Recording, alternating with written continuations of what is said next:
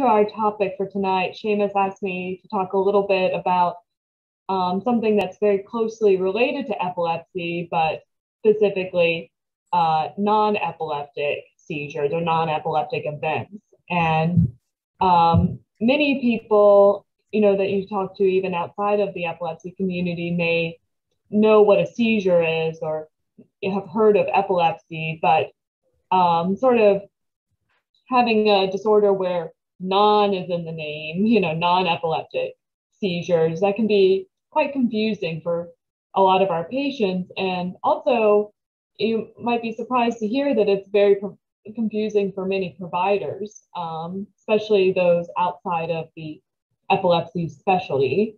I would say that most ER physicians and most non-neurologists are very unfamiliar with seizures and may know about non-epileptic seizures, but I think they're largely misunderstood. And I think even if you poll a lot of neurologists who are non-epilepsy specialists, they may have some misunderstandings about what a seizure, an epileptic seizure is and isn't, and also recognizing and distinguishing it from a non-epileptic seizure. So I know everyone's muted right now, but please, if you have any questions, you can put them in the chat because that looks like that's active. But I'm going to just kind of talk to you a little bit about non-epileptic seizures and sort of how people experience them and how we treat them and how it's different from epilepsy. But that one of the core things that people with epilepsy and people with non-epileptic seizures share is the experience of, suddenly having something in their brain change and their reality changes, and that's changed for a moment and then they return to normal. So what I try to impress upon people is that the experience of seizures, whether they're epileptic or non-epileptic, are very similar, and also the impact on their life is similar. So without further ado, I'm going to share my screen and show you some of my slides.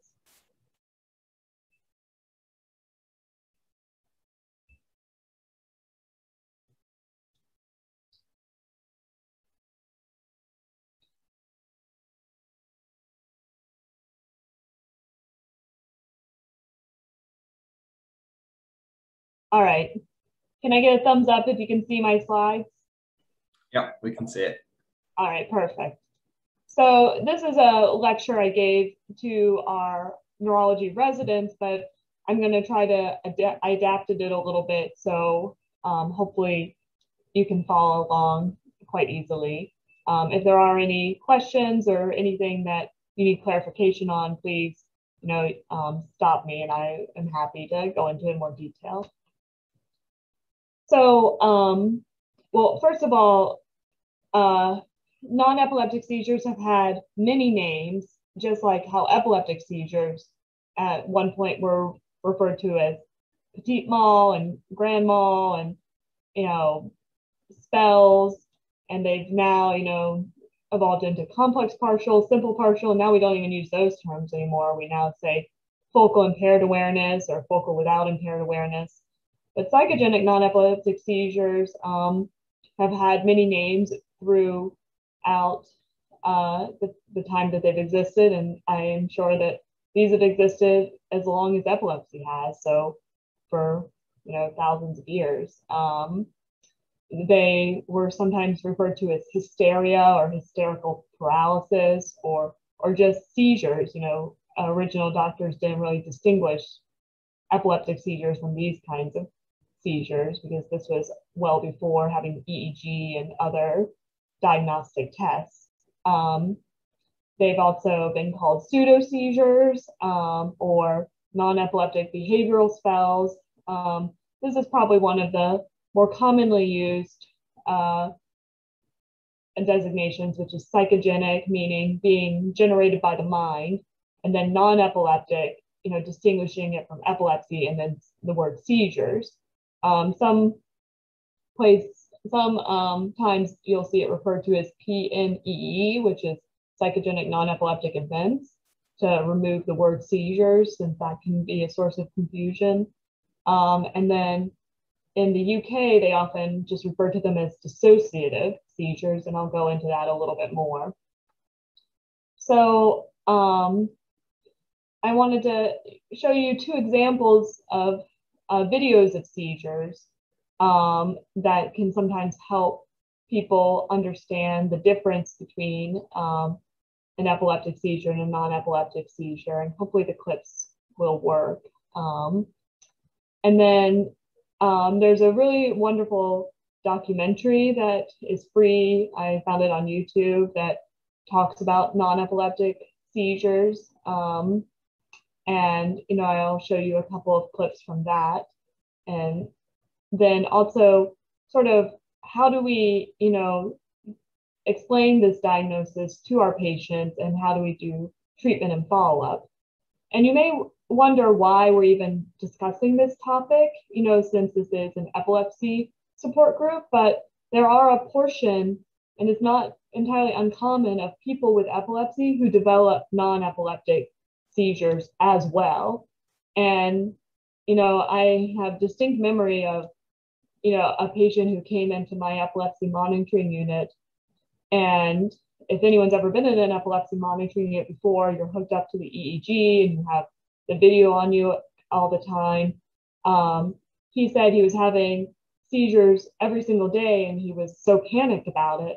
But every time he would press his event button and say, I think I had a seizure, usually those were, we explained to him later, were signs of like panic attacks, and he was just very hypervigilant. But then he was also having complex partial or focal impaired awareness seizures, like staring seizures that he was totally unaware of. So he did have epilepsy, but he also had non-epileptic events. He just, knew something was wrong and was misinterpreting like his symptoms at times.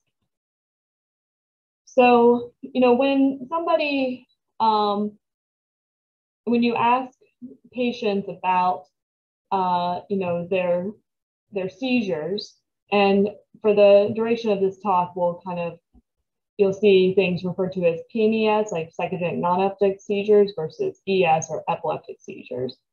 So when a neurologist talks to a patient who's having seizures, we often interview the patient and their loved one or somebody who's witnessed their attacks or their events.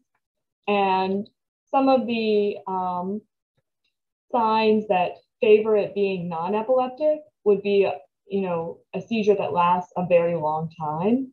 So like if somebody says, oh, they were having a seizure and it lasted on and off for 30 minutes, we would, often think like, well, if they were in status epilepticus, that seems like a really long time, since most epileptic seizures last 1 to 2 minutes at most, and usually, maybe 5 minutes on the longer end. The post-ictal or post-seizure confusion can, last longer, but the seizure itself. If the patient, says that, their seizures are strong and then they let up and then they get strong again and let up, like shaking, like stopping and starting, that also kind of raises red flags that it could be more of a non-epileptic attack. And then you'll see that there are these features that are starred, like pelvic thrusting, asynchronous movements, side-to-side head body movements. Sometimes this, can be seen in certain types of seizures originating from the frontal lobe. So it's not typical with like temporal lobe epilepsy, but, these can be, we have had patients who've been diagnosed with non-epileptic seizures, but they actually have epilepsy just originating from the frontal lobe. And the frontal lobe can often give us very unusual looking episodes that you wouldn't see and automatically think that's a seizure. Having their eyes closed is probably one of the things that has the most evidence. If you have ever seen somebody have a seizure, or if people have described, what you look like having a seizure. Most people have their eyes opened, either, blank stare, they could have some lip smacking movements, that sort of thing, or even people who go into a tonic-clonic seizure or a grand mal seizure, their eyes are open for the duration. But if the eyes are closed, or especially like forced closed, like you can't open them, that can be, indicative of a non-epileptic seizure. This ictal crying really means that, are they like sobbing during the episode? Like, crying tears, not the typical ictal cry that we sometimes say, that sound that you make at the beginning of a tonic-clonic seizure. And if they can remember what happens during the seizure. So, if a common thing that I might hear from somebody who's suffered a non-epileptic seizures, they say that, oh, I remember everything that happened. I could hear you call, people calling my name and asking if I was okay and saying that they were with me, but I couldn't respond back to them. I felt trapped in my body. I couldn't open my eyes. And then sometimes they say that slowly I was able to move my arms again, and then I got my hearing back, but then I couldn't talk for another 30 minutes. And, those types of things make me think like, oh, something might have happened to them, but that's not the typical pattern that I see with people with epileptic seizures. So some of the things that are,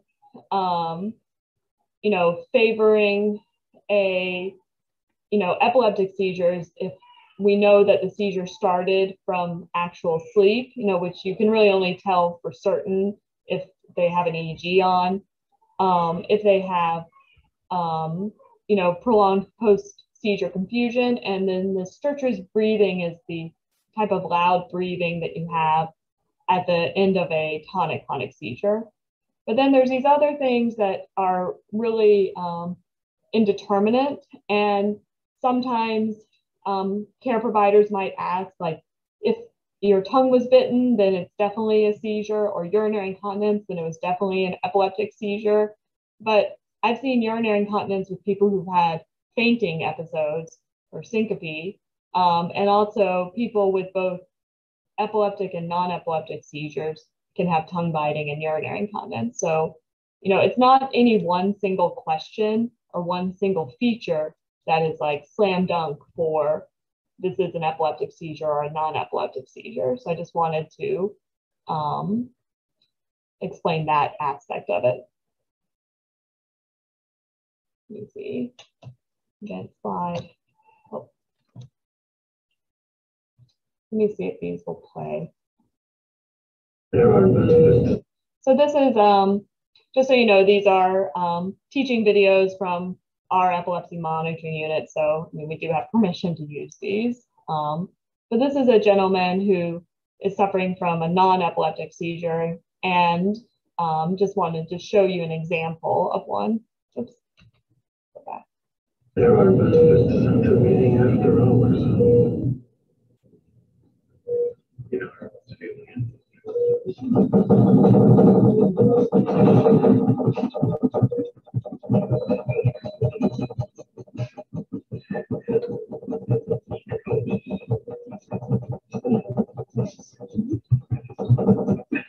Code word yellow.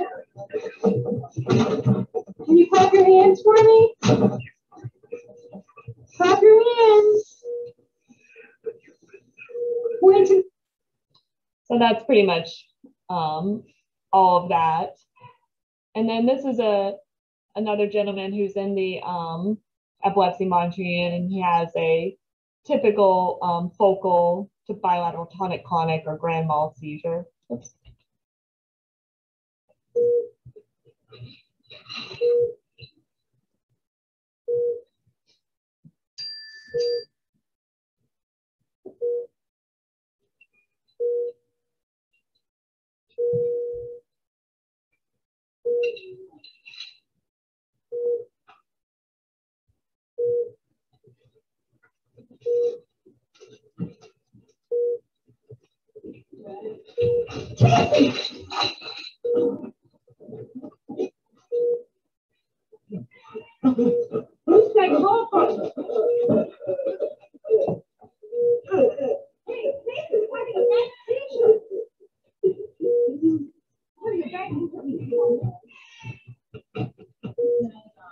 I don't know where his call button is.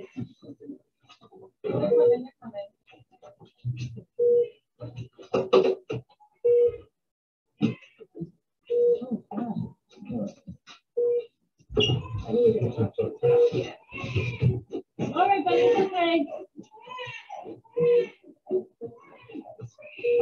It's pretty cool.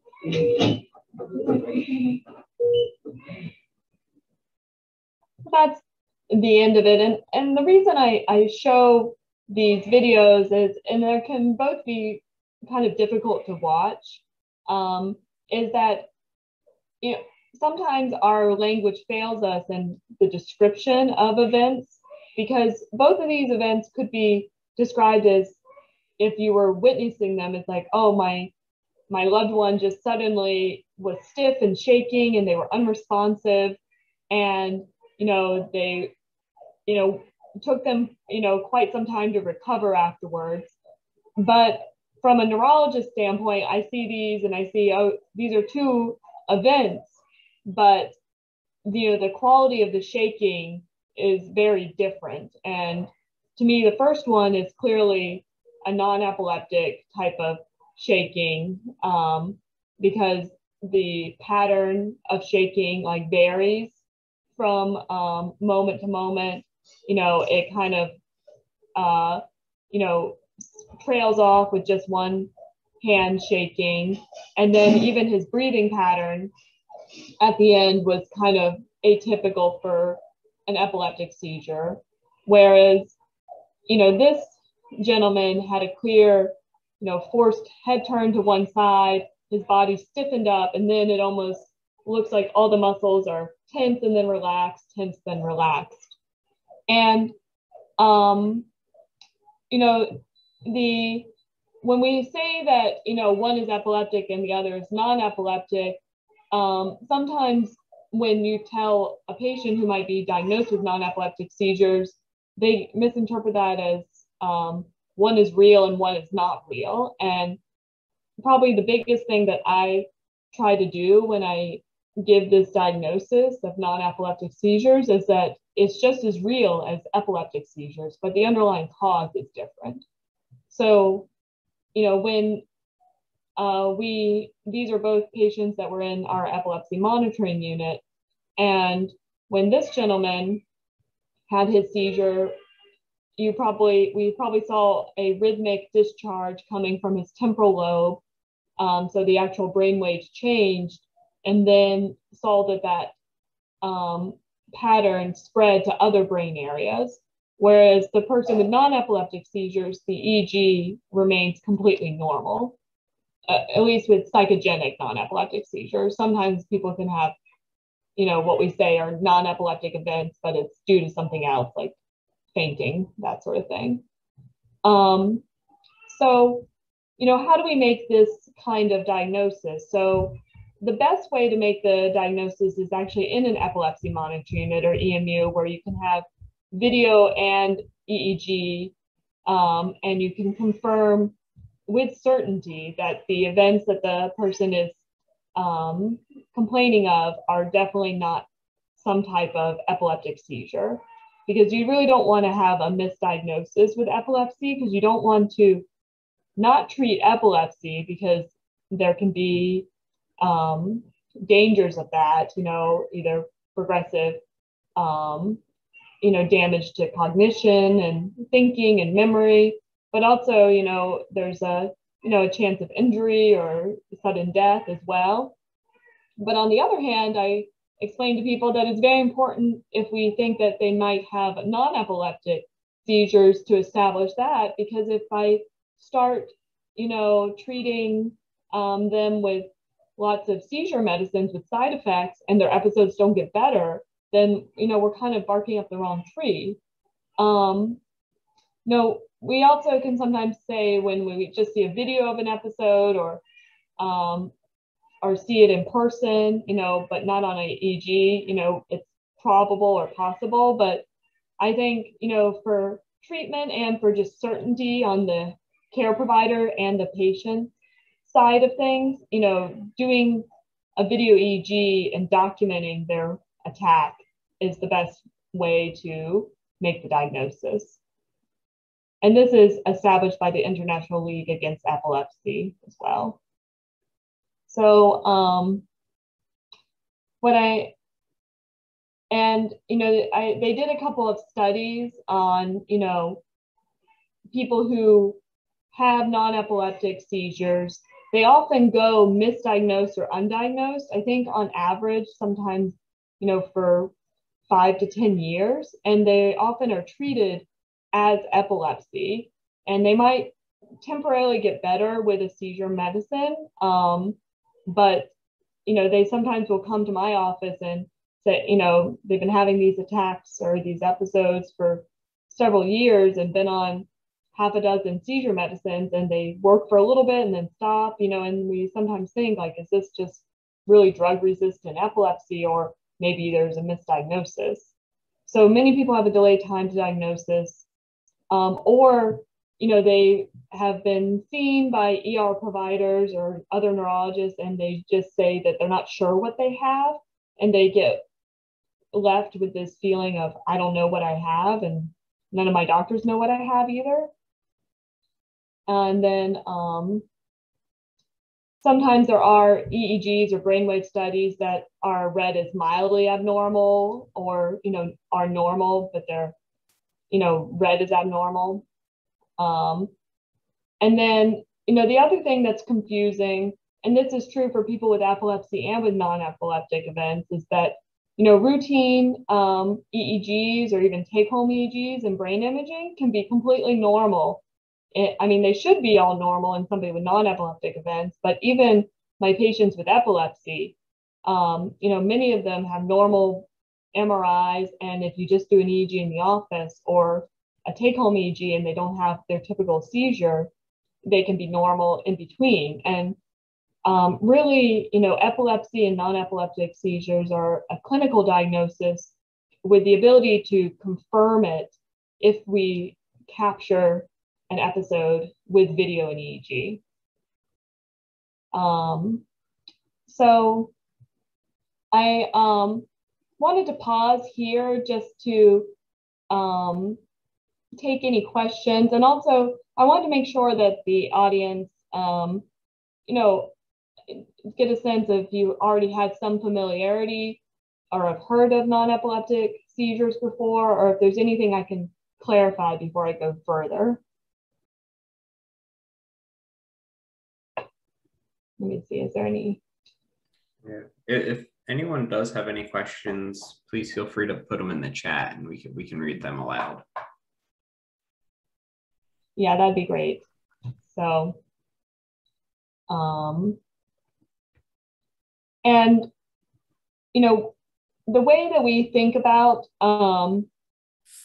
non-epileptic seizures is that it is caused by the brain, and it does a disservice to say it's a psychiatric disorder, because it's not really a psychiatric disorder. It's a brain problem, but we don't really have a physiologic marker of what causes it. We can't see it on an EEG or see it on a brain scan, but it's something that we understand that people have, and it can sometimes be triggered by, some kind of stressor in their life, but often we can't even pin down exactly, what caused them to start happening.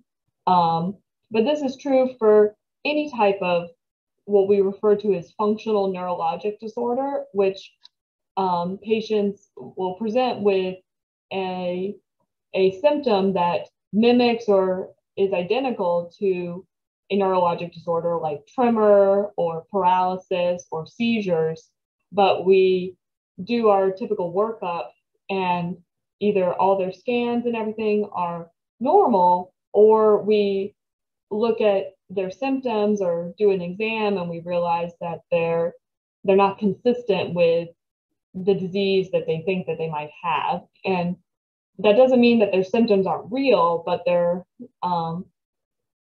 essentially their brain is kind of malfunctioning, but there's no actual underlying damage.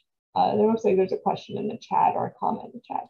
Yes, the one question is, Do you have any recommendations to help non-epileptic seizures? I will definitely get to that. That's more at the end, but thank you. Yes, I want to, go on and talk about that. But I want to show a couple of clips from this documentary because I felt like it was very well done, and really these people who are experiencing it can explain what they're seeing. And there's also several people who are, experts in the field who talk about like their understanding of it. So I wanted to show this. Let's see, 1329.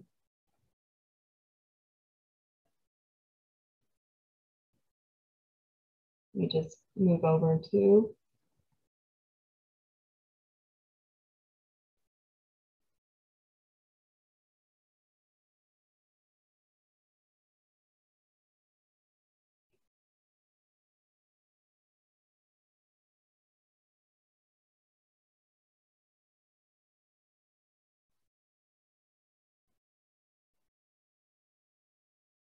Okay, here we go. So this is a husband of one of the patients, Carol. But the hardest thing was at the same time, it says she's not in any danger when she has these seizures. If you could video it, it would be a great help. And the hardest thing I ever had to do through the whole process was watch Carol on the settee and take a video of her at that time. But I did it, and I gave that to Professor Uber, and that together with the seizure that she had on the ward, gave me the positive diagnosis.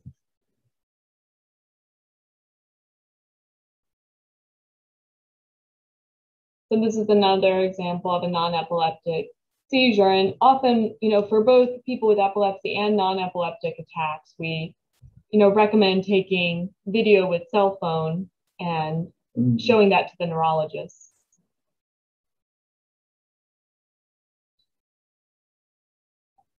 And then the other one, 2349.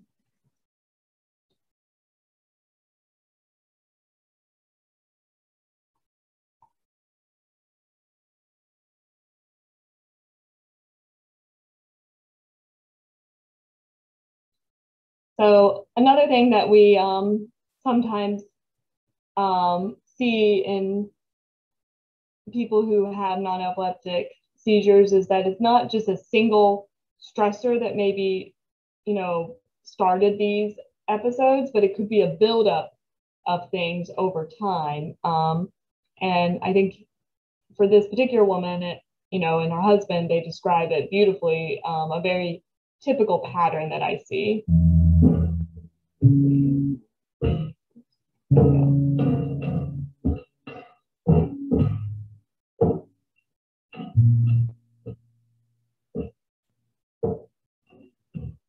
Sorry. Okay.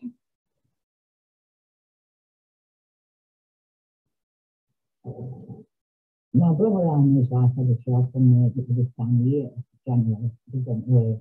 Always had an interest holiday, on Borneo, always went to my aircraft, just went to Thailand going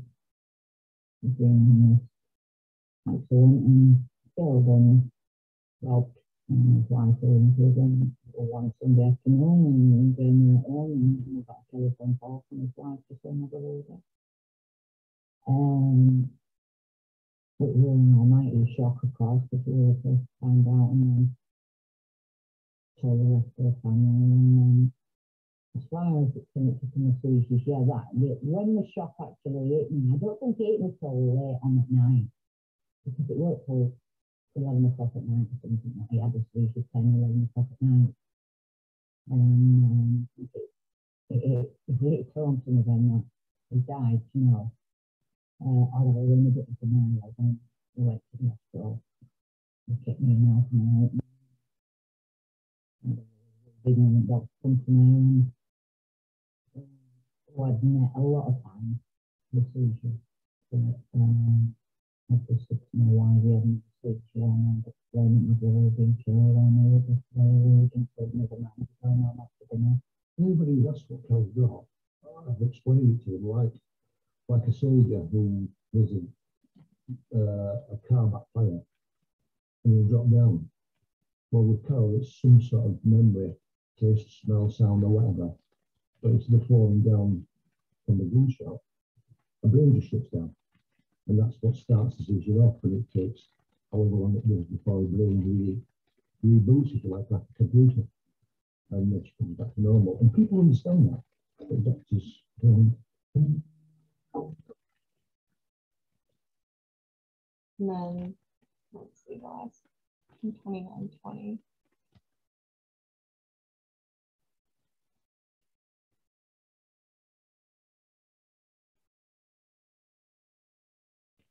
All right. So seizures are the nervous system automates it. I'm putting this on falling. It moves directly from the perception to action. Sorry. The nervous system automates the process of maintaining balance. There wouldn't be enough time for you to realize, hang on, I'm putting this on falling. It moves directly from the perception to action. That's a reflex. So to me, this is that seizures are a reflex that kicks in when the kind of radar system that the brain operates to monitor the environment detects something that could represent a threat. And that triggers the dissociative state. And like a computer that's frozen, you have to reboot, and then you reboot, and you come out of the state. The tricky thing is that each seizure kind of works because it moves you from this moment of distress to a different place. You come out from the seizure, you can't even recall what it was that was distressing. Maybe you're upset, maybe you're hurt, but you're not distressed. So each seizure has worked, and when things work, they do it again and kind of reinforces the pattern. So the reflex gets stronger, if you like, or more automatic, more embedded. I think. All right.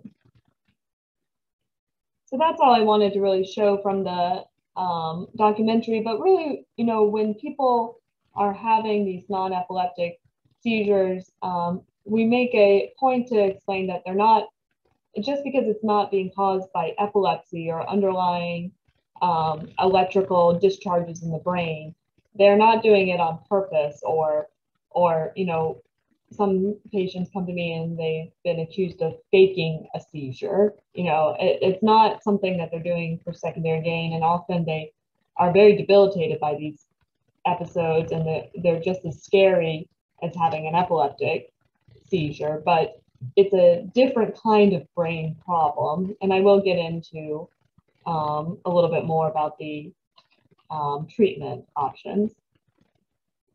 So I'm going to skip through this. It's a little too much. So, you know, when I often encourage patients when I meet them in the clinic, even if they tell me their story of their seizures and I have a suspicion that they might not be caused by an underlying epilepsy diagnosis and they might be non-epileptic, I encourage them to come to the epilepsy monitoring unit so we can confirm the diagnosis, because often, you know, I think this goes for most fields of medicine. If you know, are concerned, like say that you felt a lump in your breast and you go to the oncologist and you say, I'm concerned I might have breast cancer. If the, you know, doctor just said, I don't think you have breast cancer based on this, that, and the other, but they don't want to offer you a mammogram, or, you know, if you had, you know, bleeding, you know, from your bottom and you're concerned about colon cancer and you don't get a colonoscopy to confirm that everything looks good, you know, I think that people are left in this state of they don't know what's wrong, or they're worried that something's being missed. So coming to the epilepsy monitoring unit and actually confirming the episodes they're having at home are or are not seizures, it can be really helpful with, you know, solidifying the diagnosis and making sure that they engage well with the right treatment. Because unlike with, you know, 2/3 of epilepsy patients, I can treat them with a medication and I can control their seizures. But unfortunately, with non-epileptic events, it's not as easy as prescribing a medicine. So I'll get to that in the subsequent slides. So let's see. So essentially, you know, when they come into the monitoring unit, we just want to confirm if they had one of their attacks, that it was definitely the same type that they were having at home. And we captured all different types of the events because, like I said at the beginning, there are people who have dual diagnoses where they might actually have epilepsy and non-epileptic events. So it could be that their staring episodes are epileptic seizures and their shaking episodes are non-epileptic seizures. And that's when it can get quite confusing. But I think it's important to distinguish each different event type. All right. And then this is just sort of, you know, what I was referring to before, that, you know, often patients who are diagnosed with non-epileptic seizures, they might, you know, be told, oh, you don't have seizures, you don't have epilepsy, this is good news, you're fine, go home. You know, but that has, you know, proven to be completely unhelpful because we're really just not treating the actual diagnosis, which is non-epileptic seizures. And it's not epilepsy, but it's a different problem. So, you know, communication of the diagnosis and the treatment is extremely important, and also explaining what the tests show us and why we know that the diagnosis is certain. So, like I said, they're real and just as frightening and debilitating for patients and families as epileptic seizures. And there is something that's wrong. You know, we say that non-epileptic seizures are an abnormal nervous system response generated in the brain, but they don't come from abnormal electrical activity. So we say it's a software problem, not a hardware problem. And that it can be sometimes, you know, similar to like post-traumatic stress disorder that you see in veterans or people who've, you know, had other traumatic events. And then these are just some other things. So getting on to treatment. Treatment is, you know, sometimes just giving the diagnosis and explaining it and validating, you know, what has been going on with them is the first step in treatment. The next thing that I do as a neurologist is try to wean off any seizure medications that they're on that aren't actually benefiting them, because I did have one woman who was having non-epileptic episodes entirely because she was completely over-medicated with topiramate or Topamax, and it made her feel so foggy that as soon as I got her off the Topamax and she felt better, she stopped having these attacks. So similarly, I had another gentleman who was on levetiracetam or Keppra, and it made him feel so anxious and depressed. But as soon as we got him off that medicine, the non-epileptic events stopped as well. And I mean, these medicines are changing your brain chemistry, you know, so I think that sometimes they don't cause the non-epileptic events, but they can change things in your brain, and if you're predisposed to it, they can unmask them or make them more likely to happen. The other thing that I think is important is that we recommend a type of therapy called cognitive behavioral therapy, which helps people understand the connection between their thoughts and their behaviors and how that can perpetuate patterns of reaction and behavior. But it can be sometimes difficult finding a therapist who is familiar with non-epileptic seizures and who can actually do the treatment. So what I often do is I give them a list of potential providers that take their insurance, and I recommend that they reach out and get an appointment with them. And once they've had an appointment, I try to reach out to that provider and at least at minimum share records with them, with the patient's permission, of course, And then I encourage the patient to keep following up with me as a neurologist because, you know, non-epileptic seizures, you know, it's not something that psychiatrists want to take care of or know how to take care of. It really is under the umbrella of neurology because it's under the umbrella of functional neurologic disorders, meaning that it kind of mimics another neurologic disorder, but it's caused by another brain issue. Yeah, and just sort of making sure that the primary care doctor and therapists understand. And then the cognitive behavioral therapy is the proven treatment for PNES. And if they have underlying anxiety, depression, or PTSD, you know, medications can help, but often, you know, we don't prescribe any medications for non-epileptic seizures, only if they really have other coexisting symptoms of these other disorders. So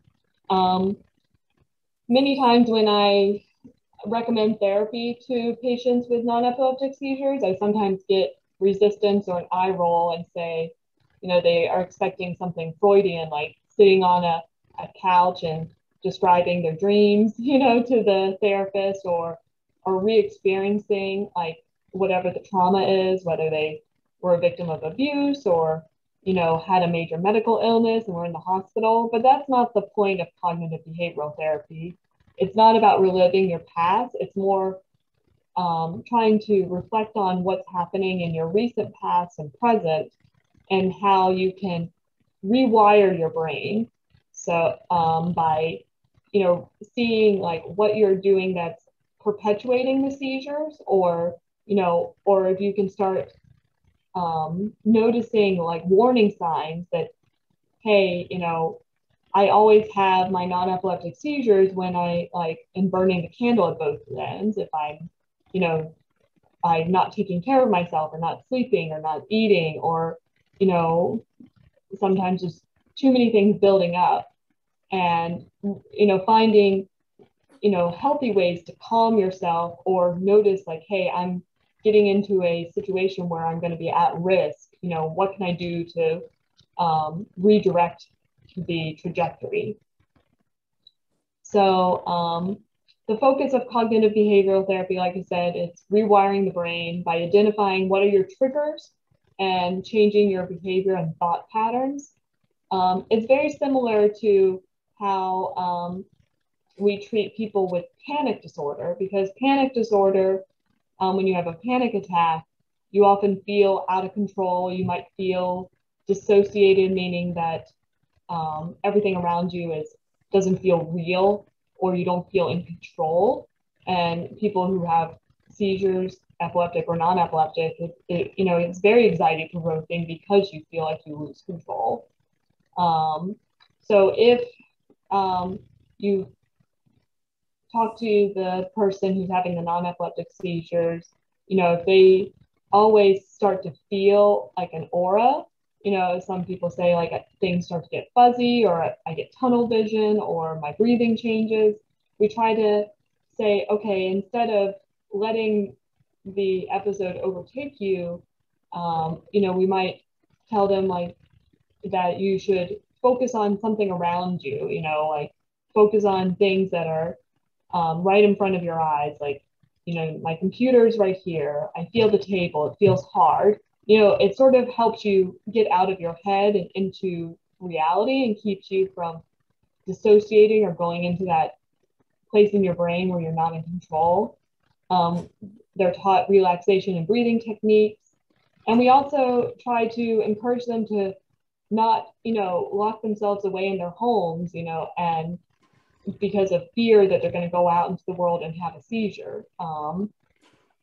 Because that, you know, even for my patients with epilepsy too, you know, like they sometimes, you know, are so afraid, like, oh, what if I go to the grocery store and I have a seizure? What if I like go to work and I have a seizure? I'm like, well, you know, we're going to do everything we can to prevent that. And we might talk about like safety techniques, that if they feel their aura, you know, how can they avoid getting injured? Or maybe sharing that they have epilepsy with the people around them, you know, that they trust, you know, so that they have an action plan. But I don't tell anybody to stay at home or, you know, like be like and not live their life, because that's not fair and not productive for anybody.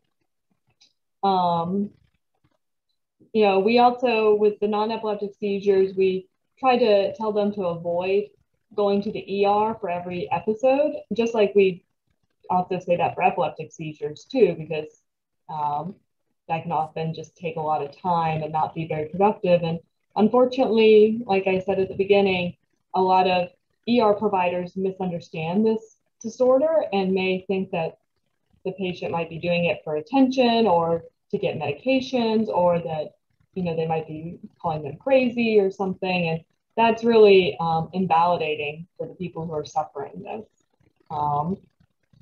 And we also, you know, try to tell them to process their feelings, don't bottle it up, and, you know, try to unburden themselves.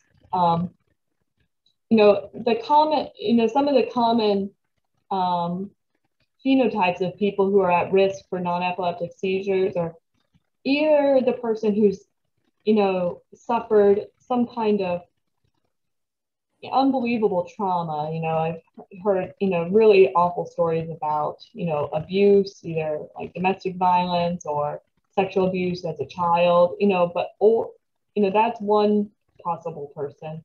But then there's the other person who, you know, tends to bottle up their feelings. You know, they might even be like the person who is like thought of as the rock, or the caregiver who always has it together, who never seems to get upset, but it's because they suppress everything and keep it all in.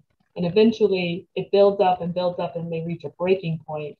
And instead of it coming out as an emotional symptom, it comes out as these physical attacks. And then once your brain learns how to do it, and it just starts doing it automatically, like a reflex. And we have to kind of rewire the brain and teach it to, don't do this. This is actually not helpful. The other thing we do is we educate families and friends of what to do during the event, just like learning about epilepsy or seizure first aid.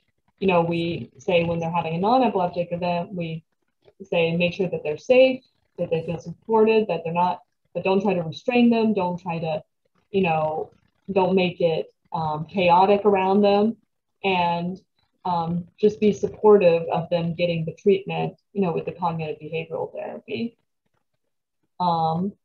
There are actual published, you know, guides for patients and therapists. This is one by Kurt LaFrance, who is actually a workbook that is used for both seizures and epilepsy and non-epileptic seizures, but these are the sessions, because really he said that they can apply to both.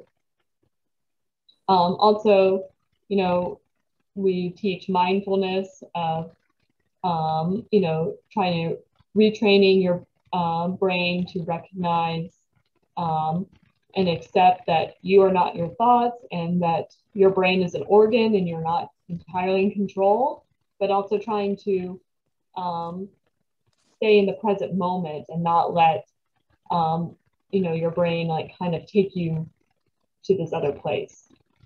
And then there's a couple other types. There's also a couple of great books. Non-Epileptic Seizures, a Guide by Lorna Myers is excellent, or Overcoming Functional Neurologic Symptoms.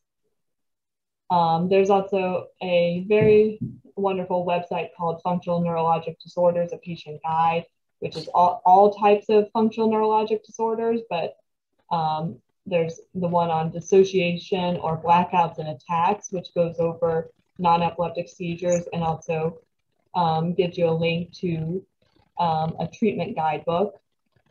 And there's also Functional Neurologic Disorders, HOPE. It's a society that's also a great resource as well. And these were my references, and now I'm happy to have a discussion or take any questions.